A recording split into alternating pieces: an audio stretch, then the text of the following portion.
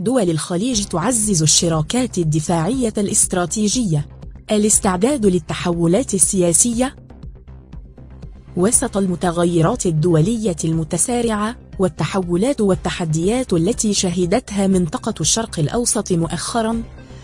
باتت مسألة الأمن والحفاظ عليه من الأهداف الأساسية التي تسعى دول مجلس التعاون الخليجي لتحقيقها، بل وتحظى بأولوية قصوى، إذ قامت مؤخراً بجهود كبيرة ولافتة سواء على المستوى الفردي أو الجماعي المشترك. في إطار هذه الجهود برزت عدة دول خليجية ولا سيما السعودية والإمارات في رفع مستوى الشراكات الدفاعية الاستراتيجية مع العديد من الدول، وتعزيز قطاعها العسكري بشكل عام وخصوص قواتها الدفاعية الجوية. وقد تجلى ذلك بوضوح في معرض الدفاع الدولي إيدكس 2023، حيث كان هناك حضور خليجي لافت هذا العام، واستنادا إلى حرص هذه الدول المتزايد على تعزيز ترسانتها الدفاعية الجوية وبناء شراكات متعددة ومختلفة لضمان أكبر قدر ممكن من تعزيز أمنها، فقد أنفقت الإمارات وحدها مليارات الدولارات لشراء الأسلحة من الشركات المحلية خلال المعرض نفسه. كذلك وتأكيدا لهذه المساعي الخليجية، التقى الأمير خالد بن سلمان وزير الدفاع السعودي قبل أيام بالرئيس الكوري يون سوك يول من أجل تعزيز التعاون في المجالات العسكرية والدفاعية بينهما، بالإضافة إلى أن دول الخليج باتت تتجه مؤخرا نحو التخطيط للعمل على فكرة توسيع وتنويع علاقاتها الاستراتيجية من أجل توسيع مجال تصنيع الأسلحة محليا، ومن ثم السير نحو تحقيق الاكتفاء الذاتي العسكري. ذلك لأن الصناعات العسكرية والدفاعية تعد إحدى الركائز الأساسية للحفاظ على استقرار الدول أمنيا واقتصاديا. من هنا تبرز عدة تساؤلات حول الاهتمام الخليجي المتزايد بمجال الدفاع والمعدات العسكرية في الوقت الحالي،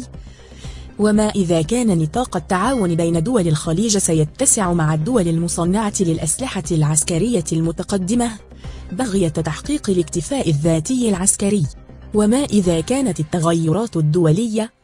خاصة الحرب المحتدمة الجارية اليوم في أوكرانيا والتهديدات الأمنية الإيرانية المحتملة للمنطقة، بالإضافة إلى تعثر ملف طهران النووي حتى الآن، وراء تسارع دول الخليج في تعزيز دفاعاتها العسكرية. شراكة دفاعية قوية واستراتيجية.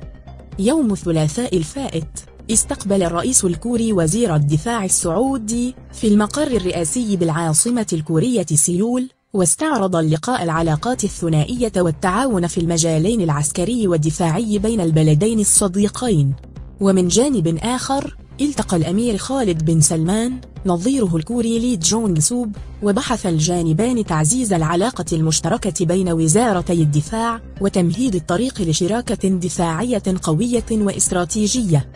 وزير الدفاع السعودي قال عبر حسابه الرسمي على منصة تويتر: التقيت وزير الدفاع الوطني الكوري لي جونغ سوب، واستعرضنا علاقات الصداقة التاريخية والتعاون الوثيق الذي أرسته قيادة البلدين، كما بحثنا تعزيز العلاقة المشتركة بين وزارتي الدفاع وتمهيد الطريق لشراكة دفاعية قوية واستراتيجية. وكالة الأنباء السعودية وس ذكرت من جانبها أن الوزيرين استعرضا خلال الاجتماع علاقات الصداقة التاريخية بين البلدين، وبحث التعاون الثنائي في المجالين العسكري والدفاعي، إلى جانب استعراض مستجدات الأوضاع الإقليمية والدولية والجهود المبذولة تجاهها، ومناقشة عدد من الموضوعات ذات الاهتمام المشترك. الباحث والأكاديمي السياسي عبد السلام القصاص يرى أن اهتمام دول الخليج لتقوية مجالها العسكري وتحديد دفاعاتها الجوية مهم وضروري، ويبدو أنه جاء نتيجة ما تفرضه الظروف الجيوسياسية التي تمر بها المنطقة ككل، ومنها التقلبات السياسية التي تجري على عدة ساحات إقليمية ودولية، ونتيجة للظروف والتحديات الخارجية غير المسبوقة، وتحديد التهديدات الإيرانية التي تشكل تهديدا استراتيجيا لمستقبل أمن هذه الدول، وبالتالي فهي تسعى إلى تأمين حدودها البرية والجوية والبحرية. إذا فكرة تخطيط استراتيجيات أمنية مع العديد من الدول وبناء شراكات دفاعية مع الدول الخارجية جاءت نتيجة لهذه الظروف، ومن ثم رغبة الخليج ببناء وتطوير قطاعها التسليحي، خاصة وأن الخليج دول غنية ولها القدرة على السير نحو هذه الخطوة.